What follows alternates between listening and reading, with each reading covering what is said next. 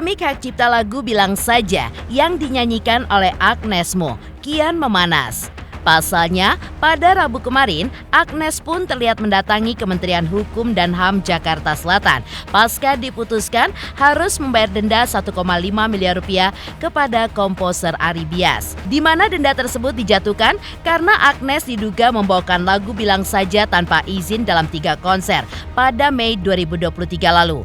Lantas seperti apa Agnes yang berharap dengan kedatangannya ke Kemenkumham bisa menjadi sebuah langkah awal perbaikan sistem pengelolaan hak cipta di Indonesia demi melindungi para pencipta lagu dan juga pelaku industri musik.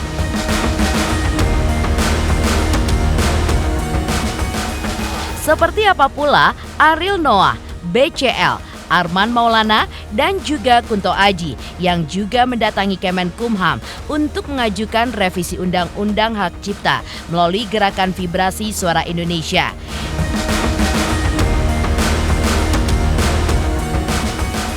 Di sisi lain, seperti apa juga Agnes Mo yang sebelumnya diputuskan bersalah oleh Pengadilan Niaga Jakarta Pusat dan diharuskan membayar denda 1,5 miliar rupiah atas pelanggaran hak cipta terhadap lagu berjudul Bilang Saja milik komposer Ari Bias.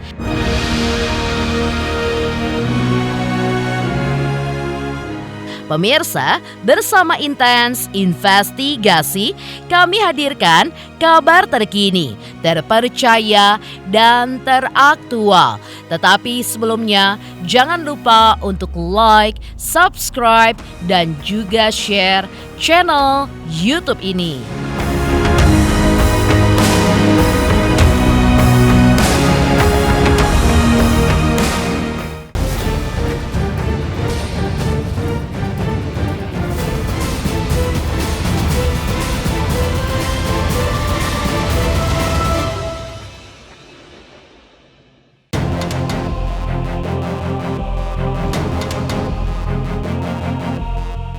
Kasus sengketa hak cipta antara penyanyi ternama Agnes Mo dan pencipta lagu Ari Sapta Hermawan atau yang lebih dikenal dengan Ari Bias masih menjadi perbincangan hangat di tengah publik. Meski Pengadilan Niaga Jakarta Pusat telah menjatuhkan putusan yang menyatakan Agnes bersalah, isu ini pun justru kembali memanas setelah Agnes hadir dalam podcast Deddy Corbuzier yang disiarkan melalui kanal YouTube milik Deddy Corbuzier. Dalam perbincangan tersebut, Agnes Mo dengan lantang menyuarakan isi hatinya mengenai kasus yang menjeratnya, di mana Agnes pun merasa ada ketidakadilan dalam proses hukum yang dijalaninya. Terlebih setelah dirinya digugat sebesar 1,5 miliar rupiah oleh Ari Bias. Namun, alih-alih hanya meluapkan unek-uneknya di podcast, Agnes pun mengambil langkah lebih jauh.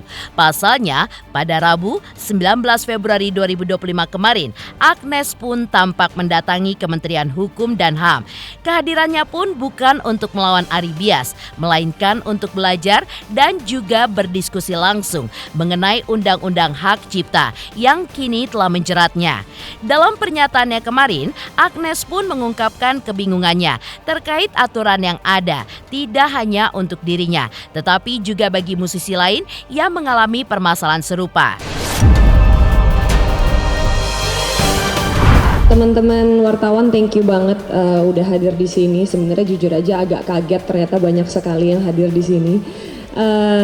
Jadi sebenarnya memang percakapan atau diskusi yang tadi saya jalankan bersama Pak Menteri, thank you banget Pak udah menerima saya juga untuk invitation-nya juga. Sebenarnya tujuannya untuk belajar sih ya Mas dan Mbak, belajar apa sih sebenarnya undang-undang itu, karena saya warga negara Indonesia, saya maunya taat sama undang-undang kan gitu, saya berdiri bersama undang-undang. Nah tapi sayangnya karena mungkin ada kasus yang teman-teman juga tahu, pada akhirnya membuat kebingungan bukan cuman untuk saya ya, tapi juga untuk penyanyi-penyanyi lain atau pencipta-pencipta lagu lain yang juga ada di Indonesia. Oleh karena itu makanya saya pikir bagus nih kita pakai kesempatan ini untuk sama-sama belajar, sama-sama duduk, sama-sama mendengar dan sadar hukum ya. Karena saya tahu kadang-kadang kita cuma bisa ngedenger atau melihat headline aja yang ada di dalam social media, tapi sebenarnya mungkin undang-undangnya tidak seperti itu. Saya sebagai pencipta lagu dan juga sebagai penyanyi pada saat lagi di Amerika Serikat juga LMK-nya seperti apa, saya sendiri actually bagian dari dalam tanda kutip LMK di Amerika Serikat, yaitu BMI selama 12 tahun gitu, menjadi songwriter di sana juga gitu. Nah itu yang tadi kita juga sempat bahas ya Pak ya, dan semoga ini bisa membantu ke depannya supaya tidak ada lagi salah tafsir dari undang-undang. Kita cuma diskusi aja, cuma cerita aja kira-kira seperti apa. Seperti yang tadi sebenarnya saya ngomong ya, saya itu kan ngikutnya undang-undang aja gitu, tapi ternyata memang banyak yang belum paham tentang undang-undang itu seperti apa, bahwa undang-undang hak asasi dan peraturan pemerintah sama peraturan menterinya itu nggak bisa dipisahin gitu, itu satu kesatuan gitu. Cuman ya memang ya tadi kita juga cerita juga selama saya di sana, saya juga kan bagian dari dalam tanda kutip istilahnya LMK dari ya pokoknya di sana lah sebagai pencipta lagu di Amerika. Jadi tadi kita cerita juga kalau di sana tuh sistemnya seperti ini bla bla bla gitu. Kan udah ngobrol di podcast di situ aja. Di pengadilan Ari Bias tuh Kecewa nggak Kak sama hasilnya Kak? Udah ngomong di podcast. Ini kasasinya seperti apa? Kan lagi ongoing case, nggak boleh dikasih tahu dong. Oh, berarti tetap menunggu itu semua ya Kak? Tinggal lihat aja di podcastnya. Saya udah ngomong sekali. Seolah menjadi angin segar bagi Agnes Mo. Dukungan dari rekan-rekan sesama musisi pun juga terus mengalir di tengah sengketa hak cipta yang tengah dihadapinya. Bukan hanya sekedar simpati, dukungan itu pun berubah menjadi aksi nyata. Seperti kemarin, sejumlah musisi ternama tanah air seperti Ariel Noah, Bunga Citra Lestari, Arman Maulana, dan juga Kunto Aji turut mendatangi Kementerian Hukum dan HAM. Di mana kedatangan mereka pun bukan sekedar memberikan dukungan, tetapi juga membawa sebuah misi besar, yaitu mengajukan revisi Undang-Undang Hak Cipta melalui Gerakan Vibrasi Suara Indonesia atau VISI. Bersama-sama, mereka pun ingin menyuarakan kegelisahan para penyanyi yang selama ini merasa kurang mendapatkan keadilan dalam sistem perlindungan hak cipta. Mereka pun menginginkan regulasi yang lebih adil, bukan hanya dari perspektif pencipta lagu, tetapi juga dari sudut pandang para penyanyi yang ikut menghidupkan karya tersebut, agar para musisi bisa menciptakan ekosistem musik yang lebih sehat ke depannya. Keresahan yang terjadi di ekosistem musik saat ini, kayaknya kita kompak semua untuk harus ke pemerintah deh, paling tidak ngasih masukan dari kami, dari angle penyanyi, dari angle penyanyi. Yang tadi seperti Pak Menteri bilang, bukan hanya penyanyi kan, ada pencipta, ada musisi yang lain, mungkin promotor dan sebagainya. Jadi tadi kita cuma memberikan masukan dari angle kita terhadap perusahaan yang terjadi saat ini. Ya betul, kurang lebih sama seperti Mas Abang bilang, kita dari visi mungkin mewakili suara dari penyanyi-penyanyi. Kita tahu bahwa ada polemik belakangan ini. Kita pengen sih sebenarnya biar yang berwenang yang langsung mengurusi. Kita minta negara untuk bisa turun hadir menengahi ini, dan mudah-mudahan secepatnya bisa selesai permasalahannya kira-kira. Yang pasti kita di sini dari visi kita para penyanyi ingin menyuarakan kalau kita pingin segera ada solusi supaya kita bisa menciptakan ekosistem musik yang baik untuk semuanya, fair dan baik untuk semua pihak yang ada gitu. Jadi kita inginnya segala sesuatu ini jelas, damai, dan fair. Kalau aku itu sih ya, yang penting kita fair buat semuanya.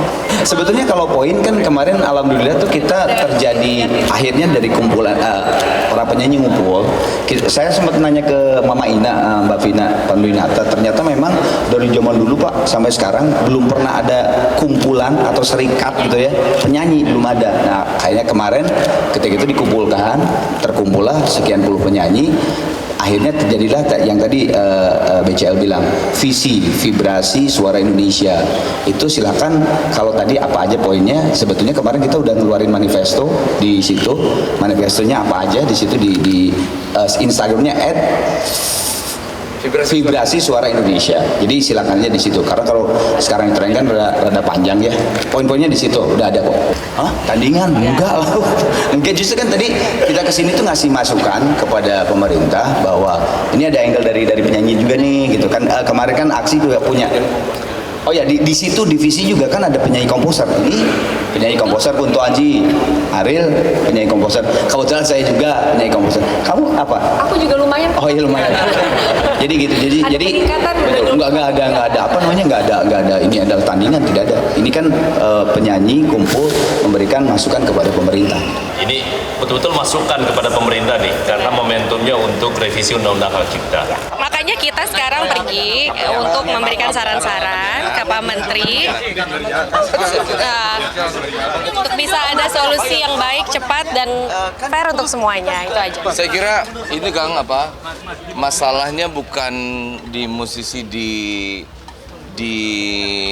pencipta dan segala macam. Kita tadi kan salah satu yang kita bicarain adalah tentang kinerja LMK ya. Betul. Itu dia tadi. Kalau ada pemerintah langsung turun tangan, mudah-mudahan secepatnya selesai sih polemiknya gitu.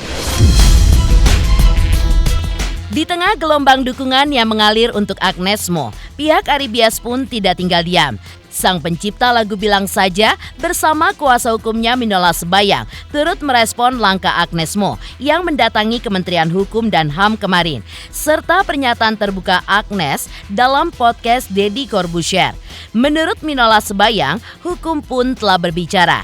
Jika memang gugatan yang diajukan oleh Ari Bias tidak memenuhi syarat formil, hakim pun tentu akan memberikan jalur eksepsi bagi Agnes Mo. Namun, fakta yang terjadi di persidangan pun menunjukkan hal sebaliknya. Gugatan tersebut dinilai sah dan sesuai dengan Undang-Undang Hak Cipta, sehingga hakim pun tidak memberikan ruang eksepsi dan akhirnya menjatuhkan putusan yang menyatakan Agnes Mo bersalah. Sebagai konsekuensi dari putusan tersebut, Agnes Mo pun diwajibkan membayar denda sebesar 1,5 miliar rupiah. Sebenarnya sih nggak perlu tanggapin juga, karena kan prosesnya itu sudah selesai di Pengadilan Niaga, ya. Jadi kalau misalnya kenapa harus ada gugatan, padahal sudah ada aturannya seperti itu ya. Nah, kalau berpikir secara logika, andaikan suatu gugatan itu dianggap tidak memenuhi syarat formil, ya, tidak memenuhi syarat formil, artinya tergugat itu bisa melakukan yang namanya eksepsi, ya. Itu sudah dilakukan dalam persidangan, ya. Jadi apa yang disampaikan oleh Agnes Mo dalam podcast itu sebenarnya sudah dilakukan. Artinya dianggap seharusnya tidak boleh ada gugatan, karena itu eksepsinya seperti itu, mungkin seperti itu ya Mas Arya. Nah, jadi Pengadilan Niaga, hakim yang memutus perkara itu tentu memeriksanya itu kan berdasarkan peraturan perundang-undangan, berdasarkan bukti dan fakta, bukan berdasarkan opini orang lain atau opini pendapat sepihak, tapi dia tentu melihatnya itu kan dengan kacamata yang lebih luas, ya, tidak kacamatanya tidak sempit, ya, tidak per opini, tidak berpendapat, tidak seperti itulah dia melihatnya. Nah, dengan hakim menolak eksepsi, pertama yang harus kita akui bahwa gugatan itu benar adanya, ya. Jadi kalau dikatakan seharusnya tidak boleh menggugat, ternyata pengadilan mengatakan gugatan itu layak untuk diterima, bahkan diputus, ya. Kalau dibilang sudah ada aturannya, yang kita mau tanyakan aturan yang mana? Karena sekali lagi yang perlu kami sampaikan, ini bukan bicara tentang royalti, ya. Meskipun memang implementasinya ke hak ekonomi, tapi ini tidak semata-mata bicara tentang royalti. Tentang waktunya 1,5 tahun tuh saya perjuangkan itu tuh ya, sampai akhirnya putusan pengadilan. Nah pertanyaannya, kemarin kemana gitu? AM kemana gitu kan? Baru sekarang setelah putusan, denda 1,5 M, baru ribut gitu kan, kesana kemari. Silahkan aja, saya sih nggak masalah mau podcast 1000-an kali terserah. Maksudnya nggak akan berimpact untuk saya juga gitu kan, karena putusan sudah ketuk palu. Tadi pertarungan saya sudah selesai di pengadilan kemarin. Jadi silahkan, saya tidak akan menanggapi pernyataan-pernyataan atau klarifikasi dari AM di podcast karena itu semua sudah kita all out di pengadilan kemarin. Kita sudah all out semua bukti, semua dalil kita tuangkan, kita ajukan saksi ahli sampai saksi fakta semuanya kita all out lah di situ. Permohonan saya sudah selesai. Saya sekarang tinggal menunggu dan Bang Binal juga menunggu kasasi aja, Bang ya. Nggak menunggu memori kasasinya.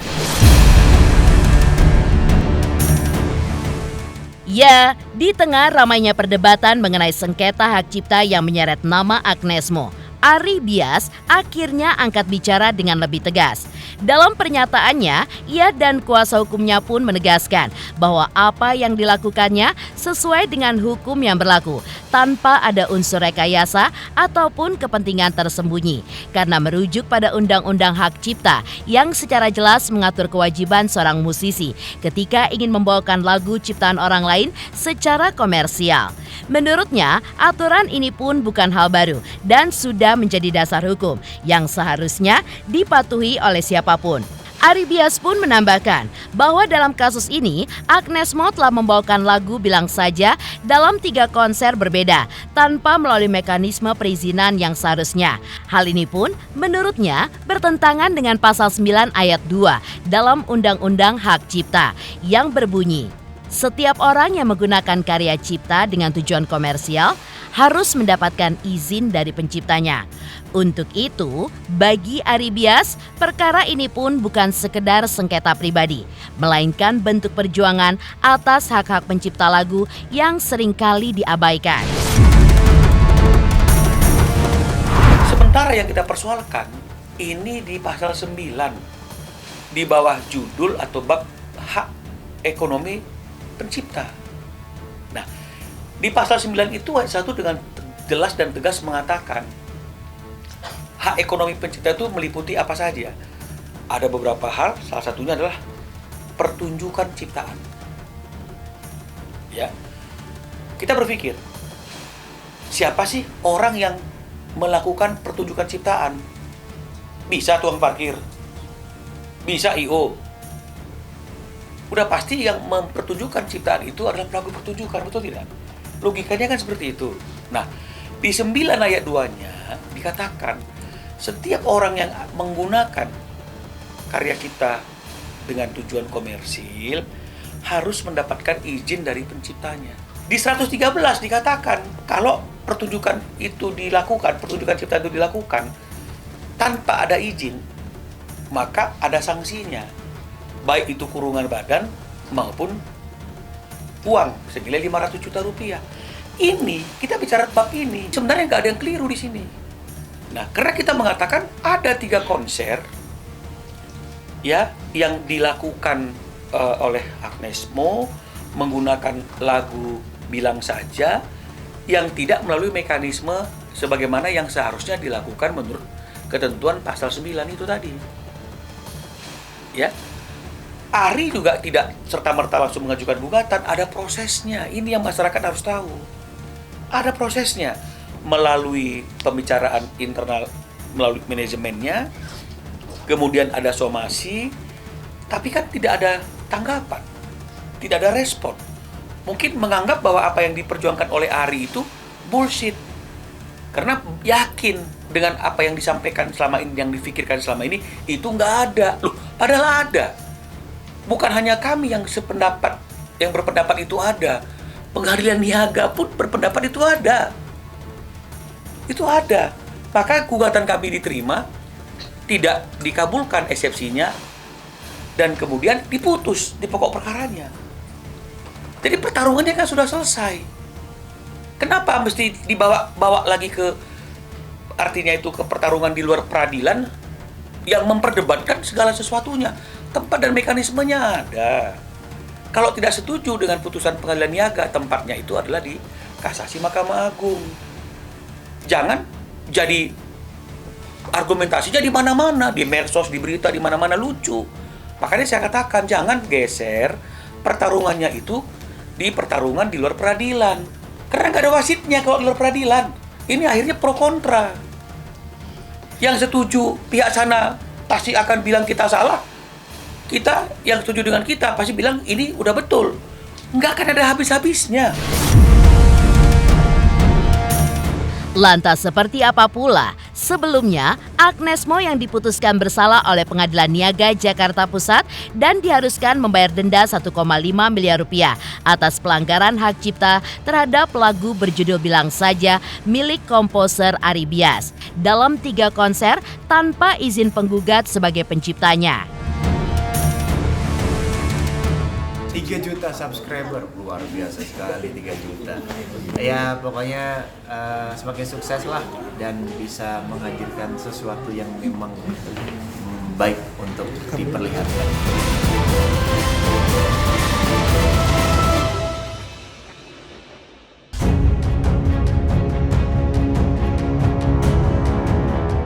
Seperti diketahui sebelumnya, bahwa kasus ini pun bermula ketika Ari Bias mengajukan gugatan ke Pengadilan Niaga Jakarta Pusat dan mengklaim bahwa lagunya telah digunakan tanpa persetujuan sehingga merugikan hak moral dan juga ekonominya sebagai pencipta.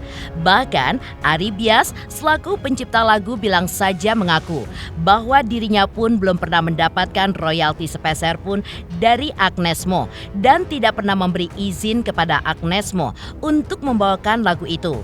Lantas, setelah melalui serangkaian proses persidangan dan juga pemeriksaan bukti, pengadilan pun akhirnya mengabulkan gugatan Ari Bias dan menyatakan Agnes Mo bersalah atas pelanggaran hak cipta dalam 3 konser tanpa izin penggugat sebagai penciptanya. Karena Majelis Hakim Pengadilan Niaga Jakarta Pusat yang memutus perkara ini pada tanggal 30 Januari yang lalu sudah mengeluarkan keputusan. Ya, yang amar putusannya saya tidak bacakan seluruhnya, tapi intinya adalah menyatakan tergugat telah melakukan pelanggaran hak cipta karena telah menggunakan secara komersil lagu ciptaan penggugat Bilang Saja pada 3 konser tanpa izin penggugat selaku pencipta. Jadi tergugatnya adalah Agnes Mo. Ketiga, menghukum tergugat membayar denda kerugian secara tunai akibat menggunakan lagu ciptaan penggugat tersebut secara komersil tanpa izin sebesar 1.500.000.000 rupiah kepada penggugat dengan perincian sebagai berikut. Konser tanggal 25 Mei 2023 di W Super Club Surabaya 500 juta. Konser tanggal 26 Mei 2023 di Edge Club Jakarta 500 juta. Konser tanggal 27 Mei 2023 di W Super Club Bandung 500 juta. Total 1,5 miliar. Jadi ini juga menjadi perdebatan. Orang bertanya, kenapa denda 1 kali pelanggaran 500 juta? Dari mana hitung-hitungannya?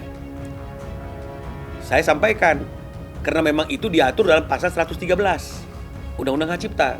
Atas pelanggaran pasal 9 itu dendanya adalah 500 juta.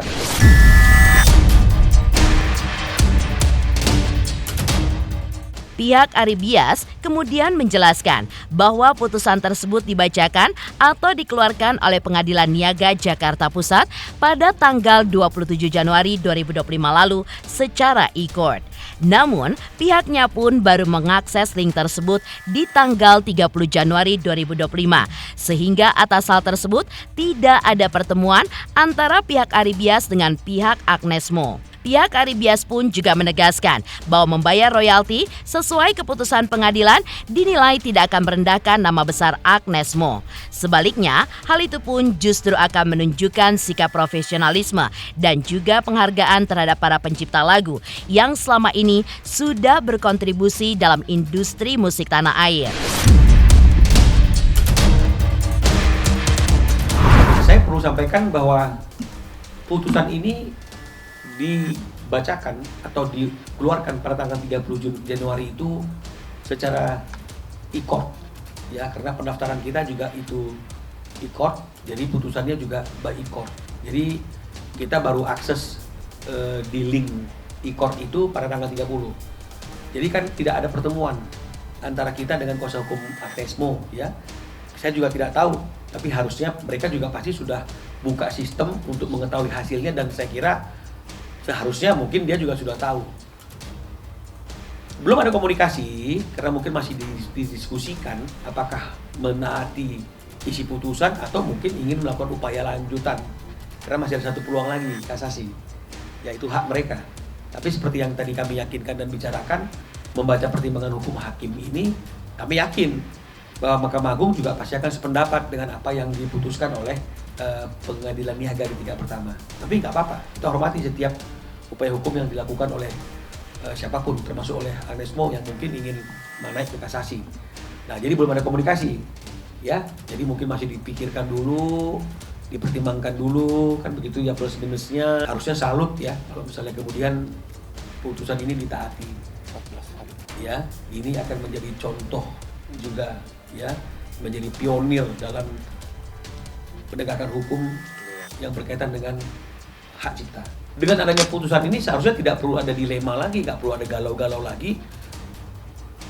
Jadilah contoh menjadi penyanyi yang taat. Ketika ada putusan, ditaati, dibayarkan, itu juga tidak akan membuat dia jadi rendah, dia jadi hina, enggak. Tapi justru itu akan membuat dia jadi lebih dihargai dan dihormati sebagai orang yang komitmen. Dan kita menganggap bahwa selama ini, kalaupun dia belum mau membayarkan karena memang dia masih ragu, takut pembayarannya itu salah karena ada pendapat-pendapat yang macam-macam berkembang. Tapi hari ini harusnya keraguan itu disingkirkan dan dia harus taat kepada putusan tersebut. Misalnya kalau sudah inkrah ya, dan membayarkannya secara sukarela kepada Mas Ari karena itu sudah merupakan keputusan pengadilan. Atas putusan ini, saya berharap Agnesmo mau melaksanakan putusan ini karena ini adalah permintaan dari pengadilan atau negara ya, bukan dari saya. Jadi 1,5 miliar itu harap segera dibayarkan, atau kalau mau bisa memperpanjang ya silakan aja, nanti silakan kasasi karena itu hak beliau, dan saya juga punya banyak cara untuk memperjuangkan lagi hak saya ini. Jadi saya tidak akan berhenti sampai hak saya dapat. Terima kasih. Wassalamualaikum warahmatullahi wabarakatuh.